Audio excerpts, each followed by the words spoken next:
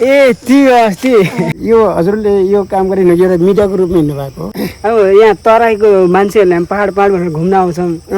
यहाँको बासिन्दाहरूको अनुभव के कस्तो हुँदो रहेछ भाइ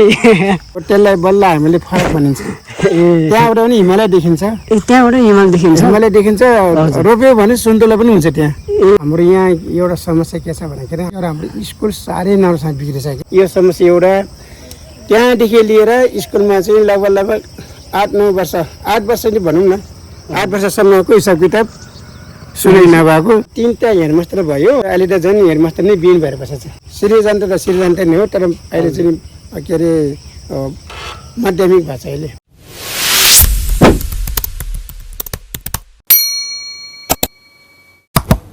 हाई साथीहरू नमस्ते म नवीन थानेत फेरि पनि सबै साथीहरूलाई स्वागत छ अर्को न्यू साइक्लिङ भ्लगमा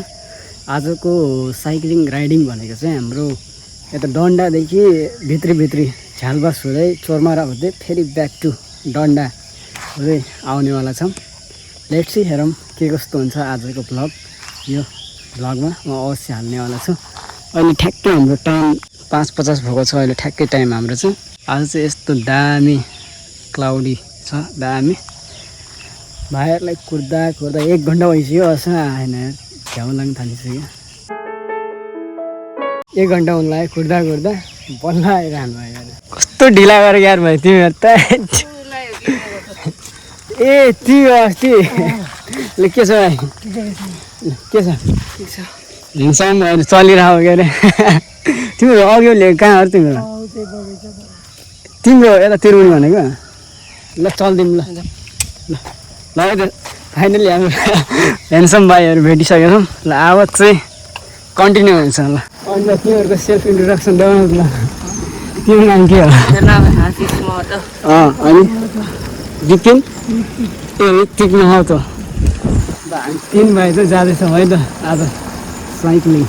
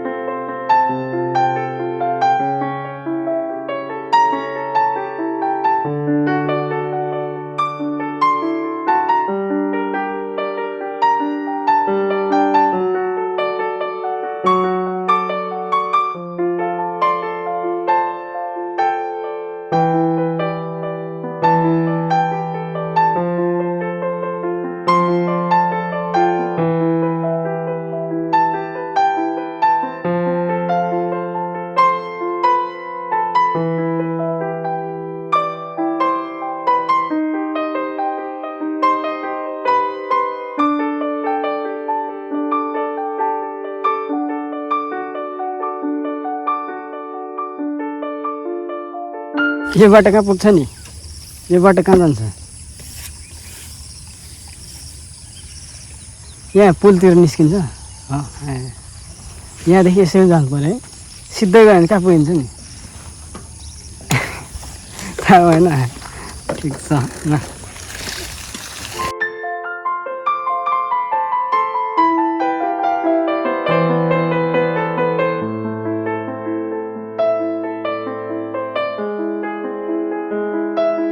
केतातिर जाने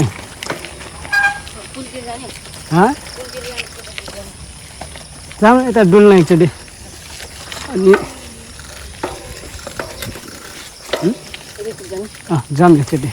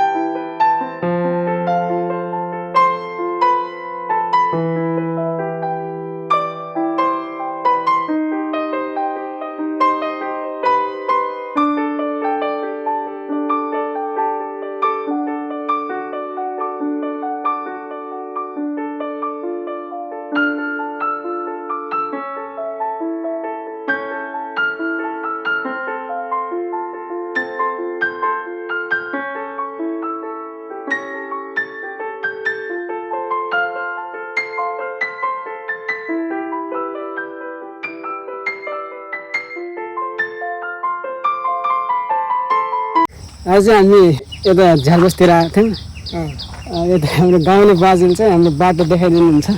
यो बाटो चाहिँ कहाँ निस्किन्छ बाजे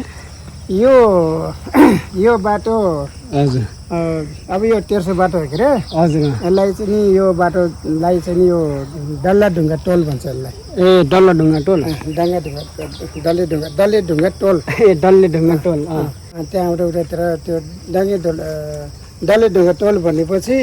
यहाँ एउटा हाम्रो भनौँ यो बन्नेपट्टि दाइहरू हुनुहुन्छ उहाँ हाम्रो वनको पहिला समिति हुनुहुन्थ्यो अहिले खानेपानीको समिति हुनुहुन्छ उहाँको घरमाथिपट्टि पुगेर अनि पल्लो एउटा खोर छ त्यो पारिपट्टि एउटा कुखुराको फार्म छ त्यहाँ त्यो कुखुरा फार्मसम्म यो बाटो पुग्छ त्यहाँ चाहिँ त्यहीसम्म पर्ने हुन्छ र फेरि यताबाट फेरि गएको चाहिँ यहाँ माथि फेरि यता माथि पनि गाउँछ छन् त यहाँ माथि पानीको ट्याङ्कीतिर पनि जान्छ हुँदै यो बाटो पनि फेरि यता माथि यो जङ्गलकै बाटो जान्छ यो बाटो हाम्रो जङ्गलतिर निस्किनु भयो यतातिर जाने बाटो पनि जङ्गलतिर जाने बाटो हो हजुर यता हुन त यता पनि यो डाँडा उठपट्टि 5-6 घर छ गाउँ त्यो गाउँमा पुगेको छ यो बाटो पुग्न त यो बाटो त्यो गाउँलाई चाहिँ के भन्छ ढोकरे गाउँ भन्छ त्यसलाई ए ढोकरे गाउँ ढोकरे गाउँ भन्छ त्यसलाई त्यस्तो छ भनेपछि यहाँ कस्तो छ यहाँको बसाइ कस्तो हुँदो रहेछ पहाड अब यहाँ तराईको मान्छेहरूले पहाड भनेर घुम्न आउँछन् यहाँको बासिन्दाहरूको अनुभव के कस्तो हुँदो रहेछ त भन्नु नि त आफ्नो अब यहाँको बासिन्दाको अनुभव त अब अरू के अनुभव भन्नु छ र यहाँ चाहिँ नि अब खासै भन्नु पर्दाखेरिमा यो खासै अरू अनुभव के भन्नु छ यो वनपात जस्तै कि हामी पहाड भन्दा नि तलतिर बसेको मान्छे पहाड भनेर एकदम घुम्न मन लाग्छ नि त यहाँको मान्छेहरूलाई बासिन्दाहरूलाई के कस्तो लाग्छ त यहाँको बासिन्दाहरूलाई भन्नु पर्दाखेरि त अब खासै यो हाम्रो यो इलाभरिमा त यो तराई र यो पहाड भन्नु त्यति फरक छैन नजिकै छ नजिकै छ त्यसले गर्दा पनि त्यति हावापानीको वातावरण त्यति फरक छैन बाबु अलिक नै माथि पुग्यो भने मात्रै फरक हुने हो भन्दा पनि यो माथि भन्दा पनि यो हाम्रो यो भन्दा माथि एउटा मोहडाँडा भन्ने गाउँ छ मोहदरा भन्ने गाउँ छ हजुर हो त्यसलाई बल्ल हामीले फरक भनिन्छ ए त्यहाँबाट पनि हिमालय देखिन्छ त्यहाँबाट हिमाल देखिन्छ हिमालय देखिन्छ रोप्यो भने सुन्तला पनि हुन्छ त्यहाँ ए यता यो हाम्रो हुँदैन यतातिर हुँदैन बाबु ए माथितिर भनेपछि माथितिर हुन्छ त्यस्तो छ ए ए भन्दाखेरिमा बाबुहरू खास यो हजुरले यो काम गरिनु एउटा मिडियाको रूपमा हिँड्नु भएको हो मिडिया भन्दा नि यो युट्युबहरू हुन्छ नि त्यस्तै त्यस्तै भनौँ न मिडिया जस्तै चाहिँ प्रचार गर्ने टाइपको हो मिडिया जस्तै प्रचार गर्ने टाइप हो भने हजुर हाम्रो यहाँ एउटा समस्या के छ भन्दाखेरि हाम्रो यो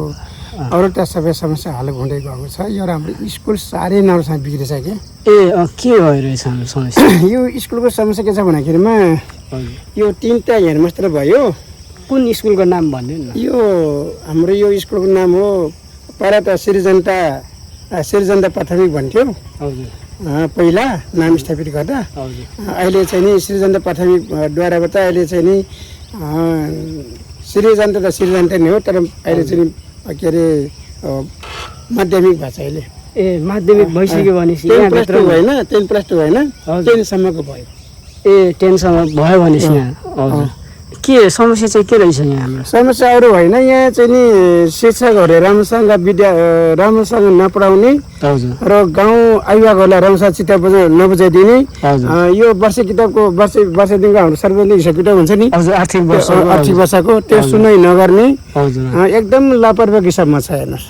ए भनेपछि पढाइ भन्दा नि के समस्या र मेन हाम्रो सबैभन्दा पहिले प्रथम समस्या त यो स्कुलको जग्गा नै चाहिँ नि नाप्नै नदिने स्कुलको जग्गा क्षेत्रफल कति छ कसो छ सार्वजनिक जग्गाको चाहिँ त्यो छङ्ग हुन नदिने के हो त्यसले गर्दाखेरिमा यहाँको समस्याहरू चाहिँ भड्किरहेको छ त्यस्तो छ त्यो विद्यालय सरकारी क्षेत्रमा छ कि निजी क्षेत्रमा रहेछ त्यो विद्यालयको जग्गा त सरकारी क्षेत्रै हो स्कुलको जग्गा पनि निजीले चाहिँ मेचेको के भएको त्यस्तो त्यही भएर त्यसले गर्दाखेरिमा एकपालि हजुर यस्तो चाहिँ मिडियामा हुनुहुन्छ भने